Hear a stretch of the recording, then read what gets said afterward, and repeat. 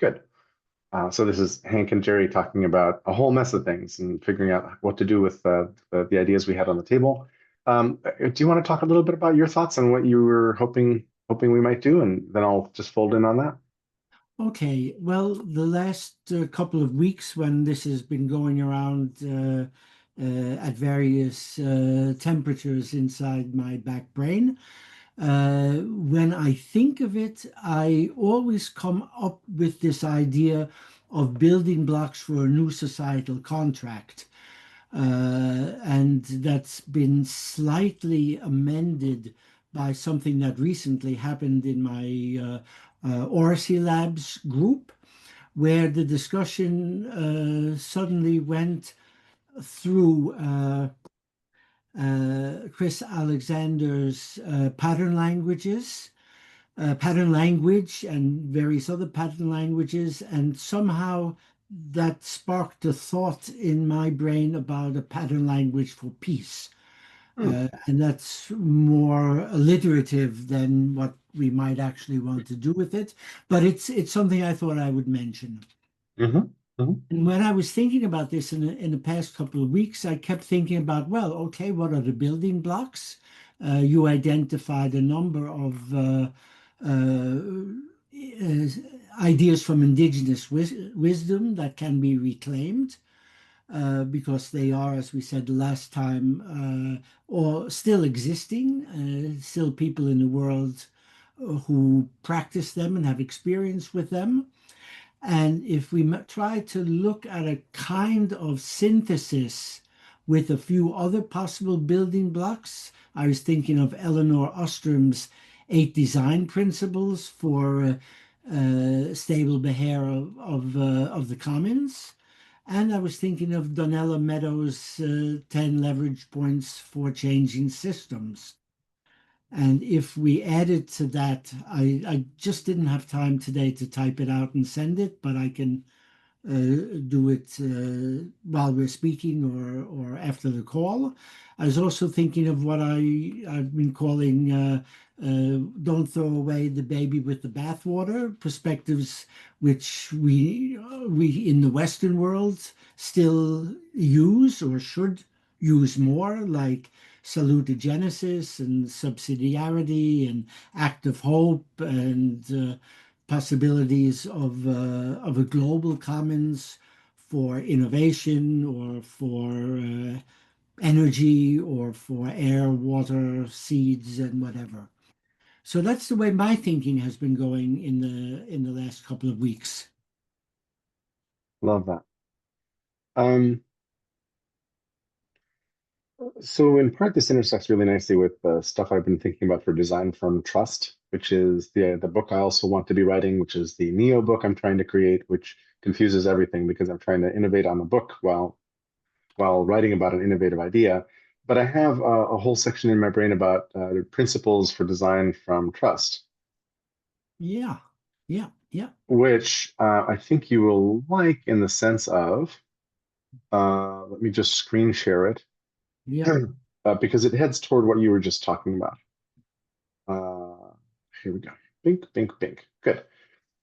So here's the principles of design from trust, which is a page you can go see on the web. I will Yeah. I will go paste it into our chat. Oops, I'm not in our proper chat. Chat, paste. It's good. um, and I haven't looked at that page, so I don't know if I put a link to the to what I'm showing you right now in my brain on that page, but it should be. And part of it is I was trying to figure out how to skinny down um, the notions of the what principles do I tell people to adopt if I think I want them to design from trust. Now, I have here role models for the DFT principles, which include Gall's systemantics, Gandhi's principles. So Gandhi says nonviolence, universal uplift, truth, holding fast to truth, self-sufficiency, decentralized self-governance, and trusteeship. And those are actually really nice, right? That's a very nice Yes, set. very nice. The 8 habits of companies you wish you worked for and how to put them into practice. Yeah. from Joost Minnaar. And so this thought, role models for DFT principles, which I will send you a link to in my brain right now in the chat as well. This thought is very nice happy hunting ground for the thing you were just talking about, which is which of the principles we bring in. And Donella Meadows, for example, her points of leverage. It's funny. So the 10 points of the leverage points gets brought into conversation a lot. I never hear anybody use it well. Yeah. Here's the 12 leverage points. I think somebody expanded on them. Oh, yeah. Yeah. Or maybe Donella also goes a little deeper, but here they are enumerated. So here's the Yeah. power to transcend paradigms, mindset or paradigm of the system, et cetera, et cetera.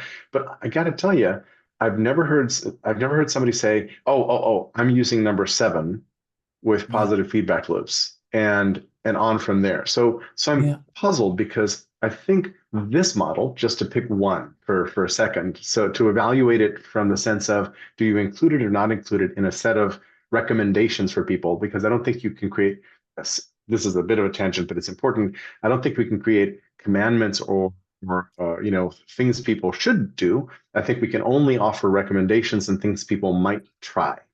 Yeah. And Yeah. that's my model of change. I have a call. I don't know if you want to stay on. Actually, it's not in this Zoom. It's in a different Zoom. But John Warrener, who's on OGM, Yeah. I think he's talked about it on the OGM list a little bit. Yeah. We have a call for our theories of change, Yeah. which this will fit actually nicely into. So I have a thought called where to intervene in a system to do the most good, which points to the 12 systems, points also to effective altruism, which was beaten to a pulp recently after what's his name? The SBF, Sam Bankman-Fried's fiasco. Yeah. Yeah. But I Yeah. think I think it's not a terrible idea to ask where to intervene in a system to do the most good. And I'm going to connect this to System Thinkers Healing the Earth, which I Yeah. know I have, because here I have a bunch of people, Joel Salatin, David Bollier, Andy Lipkiss, Cheryl Dahl, Hildy Gottlieb, Monica Sharma, Melanie Goodchild, Robin Wall Kimmerer. These are all, so Tyson Yunkaporta. Yeah. This is my collection of system thinkers and this is a subset of systems thinkers because Stafford Beer, Rajni Bakshi, Mike Parker, Michael Lennon, these are also systems thinkers, but many of these are working to, improve business profits or something else. They're not specifically focused on healing the earth, Yeah. right? And so Yeah. this is my subset of that. I'm not positive that all these people belong here. I don't know them all that in that depth. This is just how I sort out the world and what I kind of created here. And a friend of ours just joined this company, Regen Intel. So Marshall Kirkpatrick, who shows up in OGM every now and then, Yeah. he just announced on LinkedIn that he's part of Regen Intel, which is selling kind of knowledge and intelligence and advice around the regenerative economy. They're part of Project Drawdown, Yeah. Yeah. Yeah. which is another thought that's relevant here, which is one of many communities working to fix world problems, Yeah. Yeah. right? So I think these are all ingredients in the mix. And part of the question is, how do you tell stories about the ingredients so that people can sort their way through them? But the other question is, if we go back to role models for DFT principles, and then here are the principles for design for trust, I was actively trying to keep this node, this little complex, from getting too complicated. Yeah. I was trying to make it so that this didn't look overwhelming. So it has assume good intent, which is my ground zero. It has be undefended, not defenseless, choose abundance, treat people as citizens, not consumers, et cetera, et cetera, et cetera. But the moment we start to include like the kitchen sink, it gets impenetrable and unusable, Yeah. and people just stop, Yeah. right? Yeah. Exactly. So how do we create a resource bank, for lack of a better word, that people can dip into while still making some kind of suggestions for building blocks for this new societal contract or um, while I was thinking about all this stuff last week, I was also thinking about channels for making this stuff available. Um, we talked about the podcasts the last time we spoke about this. Hmm.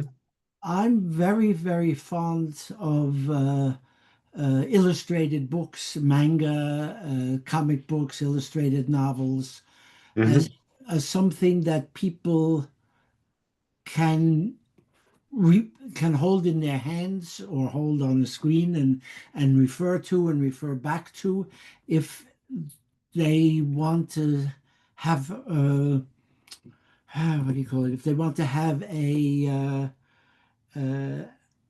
add-on to a podcast, or possibly the other way around. What I don't know, because I have so little contact with younger people these days, uh, What? yeah, for me, younger people are people in their 50s. But like when we were kids, comic books were really important, and our Hmm. parents always said, well, they'll rot your brain, and perhaps they did, but they rotted it in a good way. But is there something that preteens are moving towards, or teenagers are moving towards, or 20 somethings are using in a Dutch progressive weekly magazine, which we subscribe to? There was a big article about young people, especially teenagers, choosing dumb phones rather than smartphones. Hmm. Hmm. But is that a pattern that we can recognize? Is it a trend? Is it something very ephemeral? And I would like to suggest working our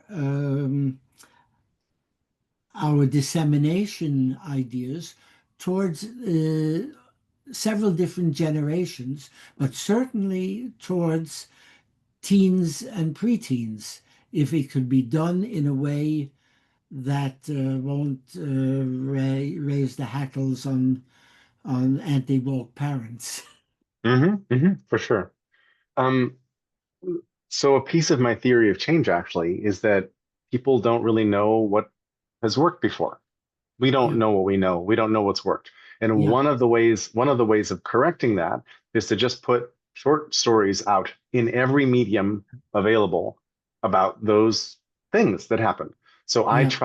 I did a couple of shorts on, let me see. I can find my way back to it because hang on, let me screen share again Yeah. because I'll show you where I am. So here's Curitiba's Rebirth under Lerner, Curitiba's Rebirth. Here we go. So I did this thought right here. Let me send you this link. I did a bunch of short videos, meaning 1 minute or shorter, but they weren't all 1 minute or shorter. But I was trying to do shorts in order to tell a story in an easily accessible medium, which is the YouTube short in particular. So it's a vertical format. It used to be they had to be under 1 minute. Now I think the limit is 3 minutes for shorts. I think Yeah. they've greatly increased the limit of YouTube Shorts because I guess they realized that viewership wasn't falling off that badly if you were interesting enough to go 3 minutes. I tend to think that short is good. I like the 140 character Twitter more than I liked subsequent Yeah. Twitters because I think Yeah. the enforcement of brevity is actually a great virtue. I think it's really important. Anyway, this was my tiny attempt to retell a bunch of stories. So pedestrians over cars. So here I'm talking about Hans Mondermott and traffic calming and how you Yeah. redesign cities for pedestrians. And I was hoping that if you tell these stories in an inspiring, happy way, and then if the story vehicle contains links back to resources for how, okay, I'm interested. Who should I talk to? And I did not do this part, but the stories need to connect back to here's build an edible landscape. One of my favorite TEDx talks is this 2012 TEDx by Pam Warhurst from the town of Todmorden, north of England, in the north of England. And she basically describes how their little town replaced all the decorative plants with edible plants. And Yeah. to the point where people started bringing tour buses into town to see the edible landscape. And like it not only creates food, it not only changes the built environment, it builds community, it connects everybody to everybody. Because, you know, at one point they called the police department and they said, hey, you have roses out front of your police building. Do you mind if we replace them with lemon trees? I'm like, nah, go ahead, which is brilliant. I just really think it's great. And that's one of, I have a thought that I really care about, revitalizing cities. It's one of many, many, many thoughts I have in revitalizing cities of things that have happened somewhere. And then if I had my druthers, if I could wave a magic wand, I would have every one of the stories represented by the nodes under revitalizing cities magically turned into a short video and a manga cartoon and a TikTok video. And I don't know how to get out to everybody, but I think that the story vehicle that encapsulates the nugget of goodness in the story, it doesn't have to tell the whole story, it becomes too long, right? No, people will watch a 45-minute video after the 1 minute video got their attention. Yeah. Yeah. But the 1 minute video has to link to the longer video and to resources, open source resources, adaptable resources for how to do the thing, right? Yeah. So if one of these things is creating a micro savings program, then download spreadsheets for how to create a micro savings program and how to keep books for it in your community. Done. Fabulous. So that's a piece of my little theory of change is that we don't know what's possible. So, okay, so let's get the word out for what's possible. Then we're afraid to try stuff. So let's make that just brutally easy. Let's make doing the right thing super easy to do. Yeah. So here, make the right thing easy to do is one of the principles of design from trust. Yeah. See? Yeah. And so sometimes this goes back to choice architecture or nudge theory, which comes out of the book Nudge. This got a lot of pushback over time. It was seen as soft paternalism is one of the critiques of it, but it's not a terrible thing to design into systems. The best thing to do is the default path. Yeah. Right? That's not a bad thing. Not a bad thing at all. So I'll stop. But that's kind of how I'm thinking about this. This fits nicely into my theory of change. And sorry, one last thing. And I think that a lot of people doing a lot of small things like this all over the world and then linking up with one another and taking themselves by the hand to try the new thing scales up tremendously and suddenly becomes a movement that doesn't have to be a political movement, but could have political power. Yeah. And if it's smart, it doesn't become a political movement and it just elects out the people who don't believe in the program and goes and changes the world. But suddenly entering the world of politics taints everything. Yeah. You just want this thing to move and replicate in a contagious, friendly fashion. Yeah. Yeah. Now, I know that you, as well as I, are very interested in science fiction and what I would call speculative fiction. So I was thinking as well, listening to you talk there about the idea of shorts also being written shorts, taking the Donella Meadows points and writing one page, or 300 words or 250 words, as if it were actually taking place in a still to be created world. And I always try to reference or actually paraphrase Philip K. Dick, a world that won't fall apart in 6 weeks. I think he had a different number, but then and taking the Ostrom ideas and fleshing them out in a, as you called it, a happy and a compelling little nugget for suppose migration was being dealt with in 10 years from now, 5 years from now, based on all of the different Donella, one by one, the Donella Meadows, one by Hmm. one, the Ostrom, one by one, the indigenous wisdom ideas, something like that. With an illustration. They would then be uh, this kind of deck of playing cards, perhaps, with the manga illustration on the one side and the speculative what if type of story on the other side, or something of that nature. And Hmm. as you hear, I'm still very focused in the tangible rather than the intangibles. I mean, it could be done online probably very effectively, but I'm this old-fashioned guy that has picture postcard. I don't know, can you see them? Picture postcards all over the desk, and they're pictures that you can pick up and show to someone and hold in your hand and think, why is that interesting for me? So probably a mix of digital and analog. I mean, that would be my idea. Hmm. By the way, the quote is how to build a universe that doesn't fall apart in 2 days later. Yeah, yeah, And it's an essay. I just pasted the link to the essay in the chat. yeah. I've read the essay several times. Very I've disappointing. never encountered it, so I'm going to go read it later. Thank you. Yeah, it's. Uh, I mean, when I read something like that and then I make it 6 weeks instead of 2 days, I expect some very, very positive, compelling, happy world speculation. But it was, to my mind, too dry and specific to his life type of thing. Well, Mm. it's worth You, reading. It doesn't, it's not a long read. yeah. And his first sentence is first, before I begin to bore you with the usual sorts of things science fiction writers say in speeches, blah, blah, blah, blah, Yeah, yeah, yeah. blah. But Cool. anyway, this type of ideas, and as you said right in the beginning of the call, you've got too much. So you would need an army of people doing it, putting together. And then if you had an army of people putting it together, it sort of fits how pattern language is created.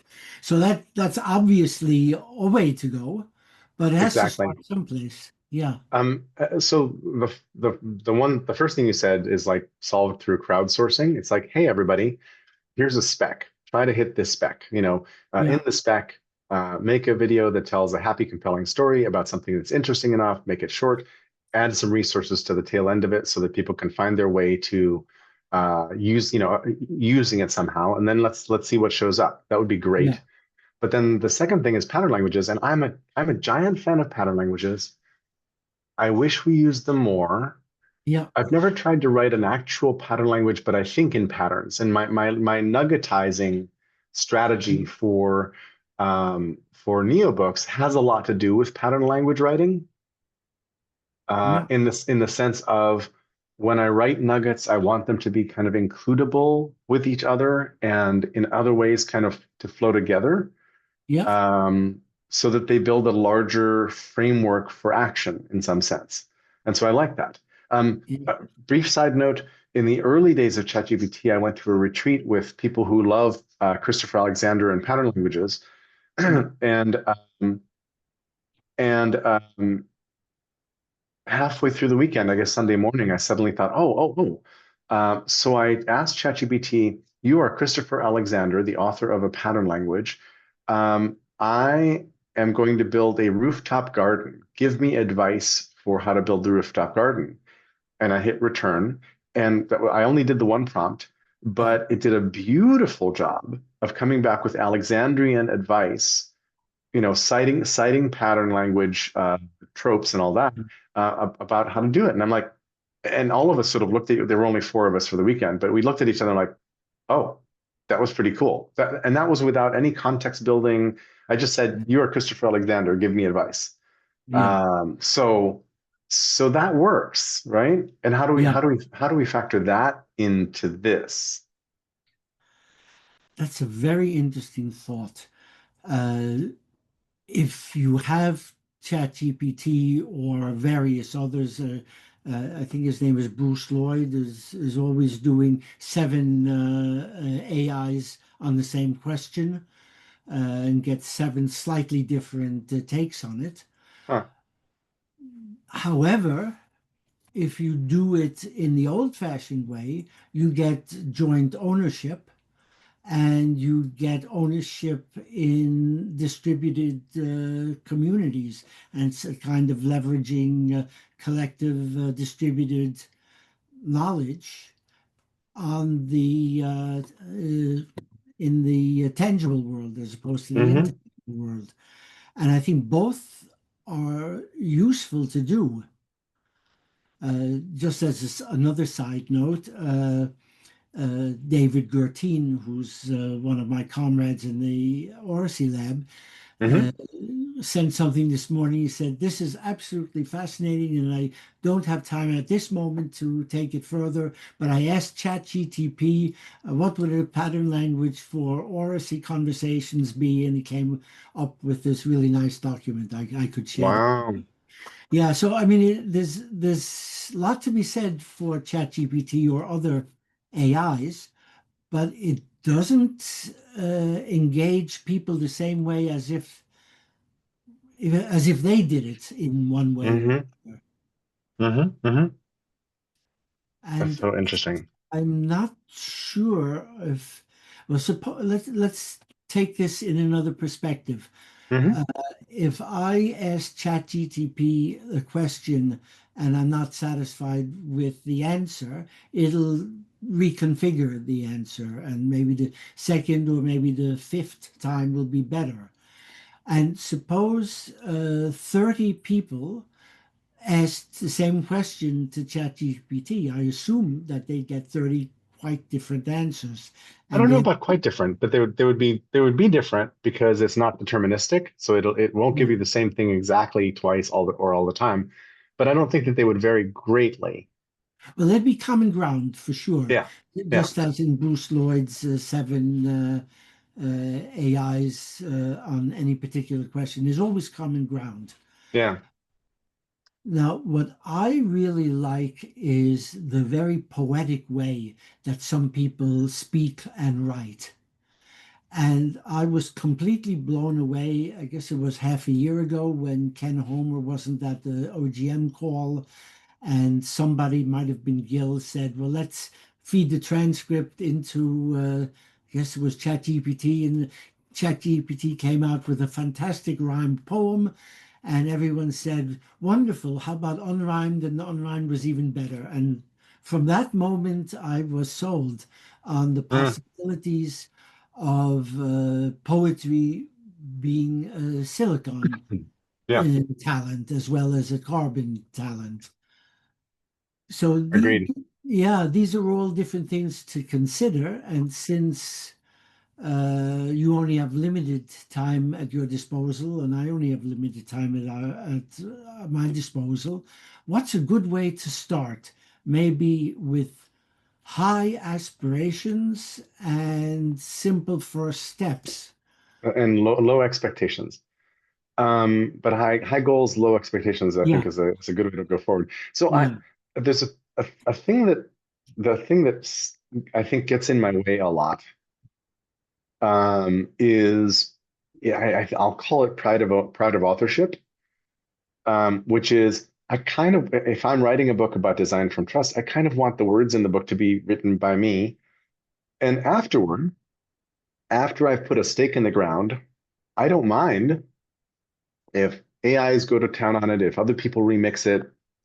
In fact, I would love to have the whole thing, go crazy and melt into the infrastructure and turn into something more powerful, more interesting. However, that's the long way around, right? Because that presupposes that I'm going to go build all the individual pieces and like them enough to string them together into a thing called a book or something else like that. Um, a smarter way might be to just sit down and send ChatGPT on a mission. Hey, go find Jerry's thought revitalizing cities and go script and then record short videos with resources for all of the things under that thought. And I'll check them off and improve them a little bit, but go post all of those. And Y- that's really interesting and frightening. that will need very good curation. Yes, yes. But Yeah, curation is something I like and love. yeah, yeah, And yeah, I'm not terrible at it. So that's not bad. And editing I can do. It's just that it takes that first step of actually sort of setting it up properly so that the results you're editing are quite good yeah, and you're just making them a little bit better, as opposed to a whole pile of stuff that you've got to really munge around and fix a lot. yeah. Huh. Huh. The devil is in the details, we always say, Yes. and less is more, we like to say. And Uh, the best is the enemy of the good, we like to say. yeah, exactly, exactly. Um, yeah, suppose, well, let me ask a completely different question. Okay. How much time do you want to devote to this in the next 3 months or till the end of the year, next 6 months? So there's actually very good news on that front, um, which is that this aligns really well with a series of priorities and projects that I have over the next period, ranging from nuggets I want to post that are about the speech topics I want to sell more speeches on, because some of this stuff crosses right into that territory. Work I'm doing with the Highlands Forum around the next two stacks. I think you're familiar with that, Yeah, but yeah, the next two stacks is my phrasing of what are the building blocks for our next society. Very, very similar idea. And I yeah, really, really want to make some progress on that. I would love to, post more stuff on Design from Trust, if not even get close to having a book on that as well. And so all of those things fit nicely. And um, if we can set this up where we challenge me to create those nuggets on a some sort of a time, I am not yeah, good to put the bit in the mouth and go yeah, do a yeah, thing yeah, in orderly fashion. yeah. But if we can do that in a way that my little inner self goes, oh, this sounds good, I will follow it. It could be like very productive. I would love that.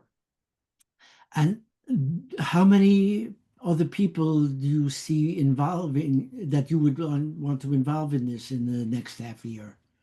I don't know. The feeling I have is start this somewhere, get our ideas out a little bit, and then invite people from OGM, from other communities, from your communities to just come over and join us if they want to. And then possibly to set up the schedule of nuggets and posts and all that publicly and say, show up on this date for a conversation about this thing to improve this idea, and we'll see where that goes. Yeah. You have an Upketo website. Is that empty of content? Perhaps that's a place to start it. I don't know. That's interesting. That's not a bad idea. To some extent, I'm sure both of us could tell a story relating to Aikido principles, adapting them to Upketo, and that's probably not such a long stretch.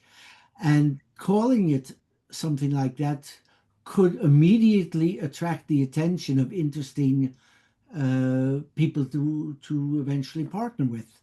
I like that. I like that a bunch. Okay, one way to go about this is to, and I will share with you a couple of pages I've got. Yeah, Um, in fact, gosh, so because of Pete Kaminsky, the document I'm sharing with you is hard to edit collaboratively. yeah, Because of Pete Kaminsky, I'm using GitHub with Markdown documents. So I write in Obsidian, I push files off to a GitHub repo. Then he has a static site generator that makes web pages out of the Markdown pages. And what I just sent you is a link to one of the web pages, which yeah, is hard to edit because if you're a member of if you know how to use GitHub, I think in one of the more recent revs, I don't think this one yet, wait, let me just go check the page. See how at the top of the page it says edit on GitHub? Yeah. So if you know how to use GitHub and you click on that, it should fork the page, let you edit it, and then submit a pull request to me for changes to the page, which is a very long way around the easier thing, which is a Google Doc, Yeah. right? But I'm just saying this is where I manage my list of things to post. It's a long page. I know. I Great know. stuff. And I keep adding things to it and moving things around, and there's other pages as well. And some of Yeah. these are subsets, some of these say Yeah. series, and in some cases the series subsets are indented, in some cases they're not. Yeah. So I'm trying to kind of build all that stuff together. And I'm not that far into the list, right? Obviously, Yeah. the ones marked done, there's not that many of them. Yeah. I see. Yeah. Yeah. But it would be a delightful thing for me to organize this in a way where it becomes a fun crowdsourced exercise to create and post these things. Yeah. That'd be great. Absolutely. That'd be great. I mean, one way to start it off would be to have bi-weekly posts in the bi-weekly Plex. We could do the Plex. The problem with the Plex is, so with Pete Kaminsky, my first request on the Plex was, Pete, can you do URLs for each of the stories? So post each story separately to a Markdown file and have the Yeah. Plex have the biweekly Plex just roll them up and publish them, Yeah. right? And he's not done that. So I have not contributed very much to the Plex. Well, I could easily contribute something, but I would then post it separately on my own, and it would happen to be in the Plex. But the Plex is a place that would easily, we could duplicate stuff. I don't know how big the audience of the Plex is. I don't think Yeah. that many people have subscribed, but it's easy enough to offer material into the Plex. I'm not sure that's a major channel for us. No. And LinkedIn, where I, LinkedIn, definitely.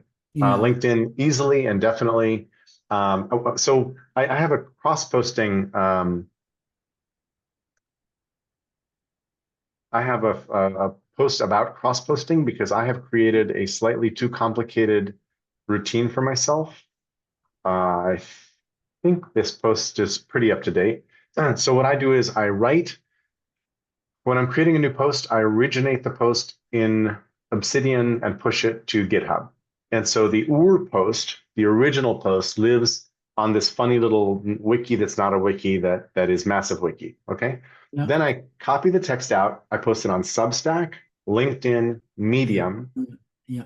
and then I put links to all of those back on the UR post. So on the Yeah. footer of the original post, you can find your way to all the other ones. And I Yeah. do all this frickin' manually, which is dumb because now there's this mental overhead.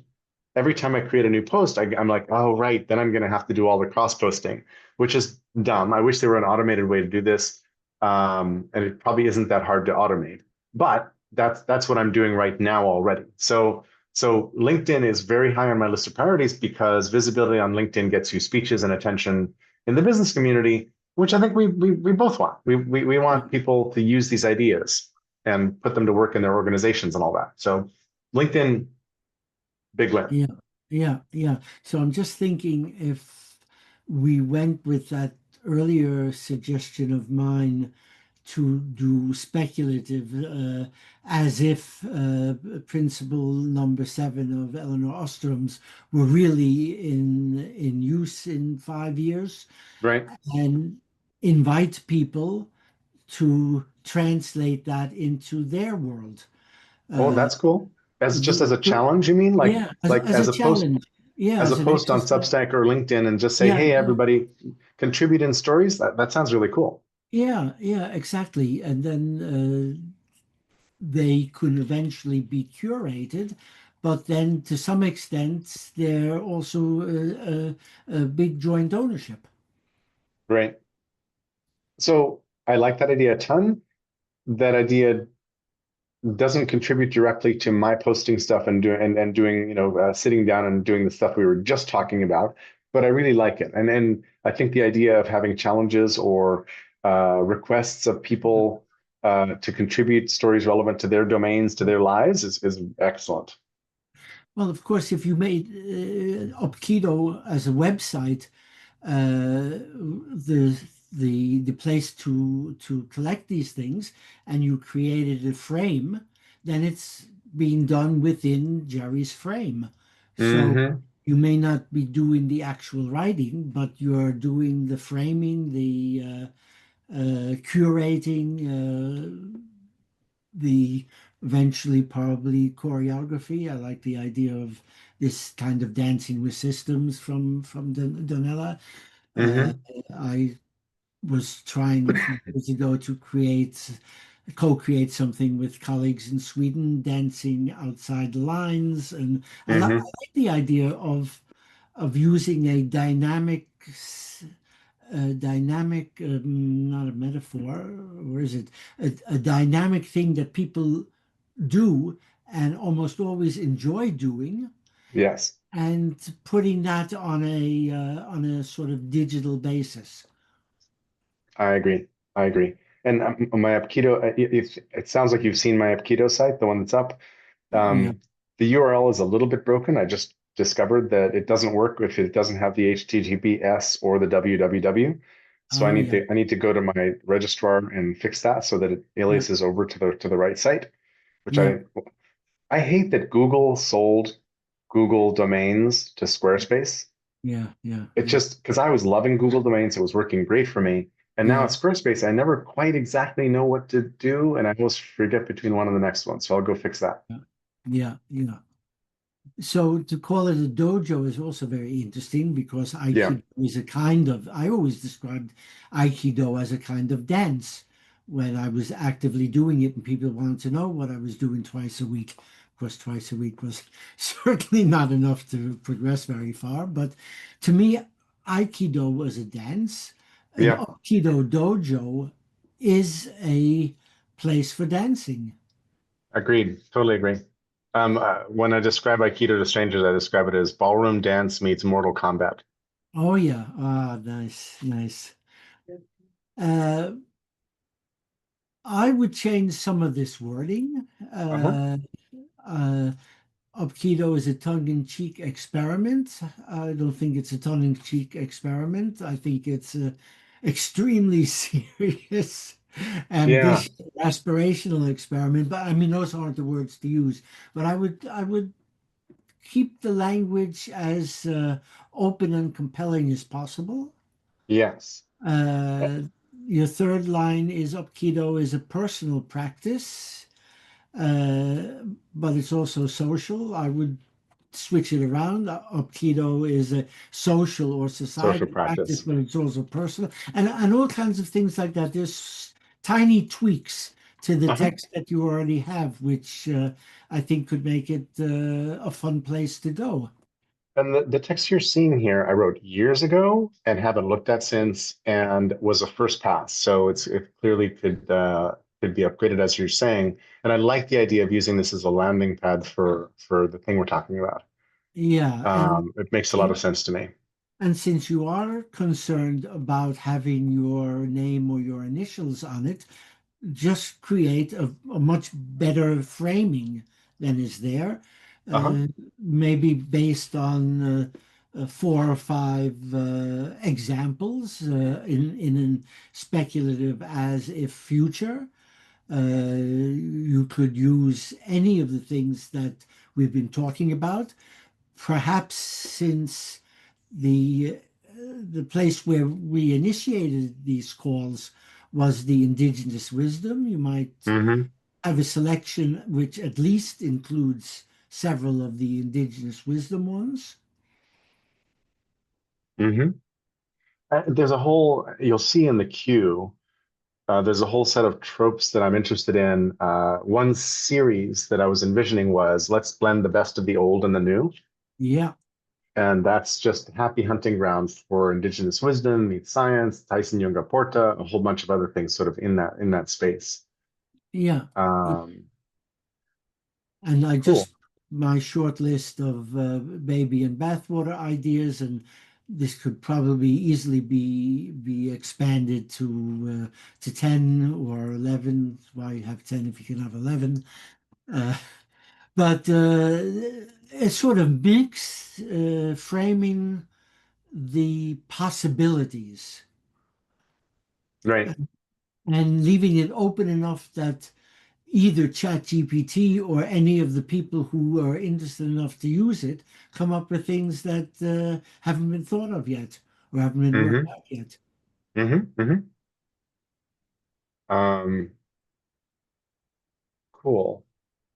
Um,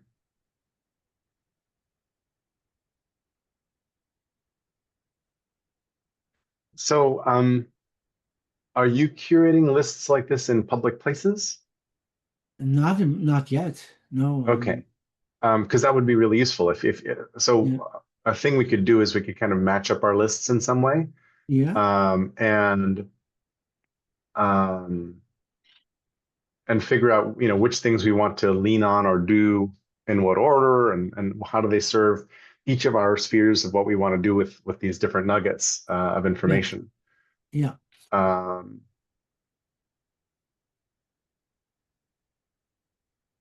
yeah, the thing my little practices has made me do, which I like a lot, is it's made me consider each nugget and what to name it to be precise. yeah, So uh, so a name I might give the list you just posted in the chat is underappreciated, or uh, um, good ideas we've not pursued, or something like that. yeah, Underappreciated great ideas, something of that sort. And then that would yeah, be the basis for you to build a list and for us to go back and look and me to weave it into stuff, and so on and so forth. yeah. That's a very good idea. Because this is a different list from the principles of design from trust, for example. Yeah, This is a yeah, different thing, serves a different goal. So just being really nice and crisp about how we name things, I find helps a lot. yeah. I absolutely agree. Yeah. My original idea, which for some reason I wrote I have a short article published with two friends maybe 8 or so years ago about a new societal contract and the importance of societal contracts, which is co-created by many different people. But Hmm. for a long time, that has been something which is uh, I keep thinking about the Dutch words when I'm speaking English, the Oh, English good. Okay. when What's I'm the Dutch speaking word? Dutch.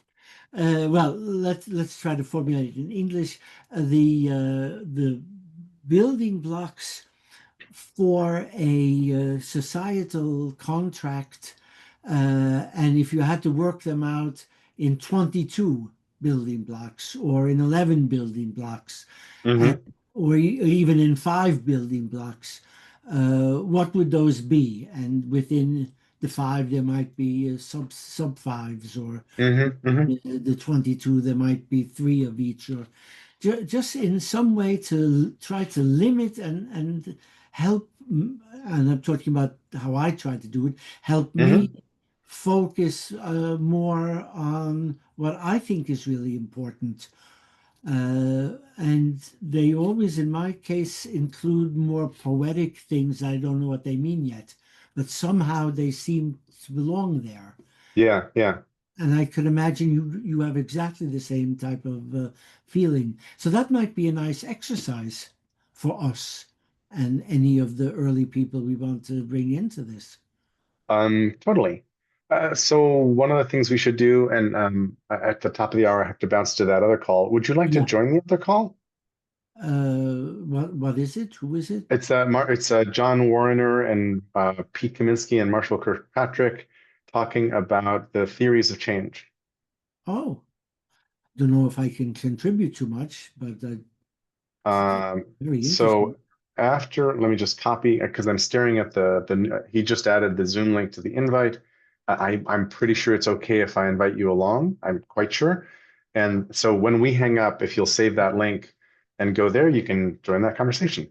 But I'm saying that because we have 7 minutes left, and maybe the thing to do is to begin a schedule for our next couple calls to make Yeah, them more focused and do a couple of these yeah, things as an experiment, and then see where that gets us.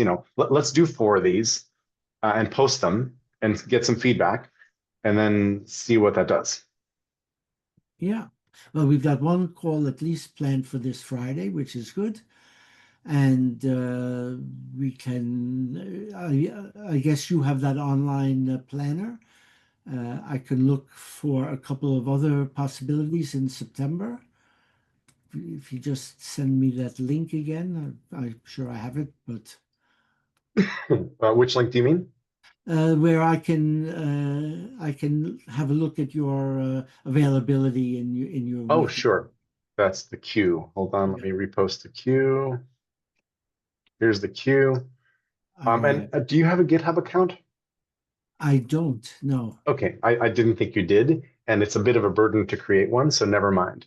But if you did, you could then submit a pull request, which I've never had anybody do, and I would be interested in that happening. But don't bother.